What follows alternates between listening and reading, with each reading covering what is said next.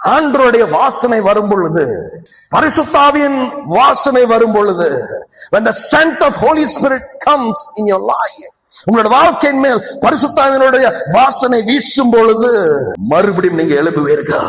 You will rise up again. Come on people.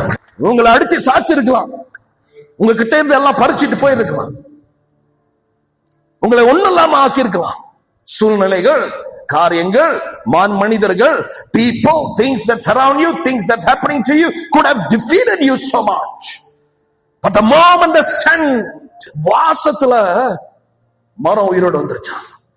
சங்கீத புஸ்தகம் 1வது அதிகாரத்துல 3வது வசனத்துல, book of Psalms chapter 1 verse 3, உங்களை பார்த்து நான் எப்படி சொல்றேன்னா, ஐயா நீ நீர்க்கால்களின் ஓரமாய் நடப்பட்டிருக்கிற மரத்தை போல் கர்த்தர் உங்களை என்னை ஒப்பிட்டு பேசுகிறார். Come on people, he says that we are the tree.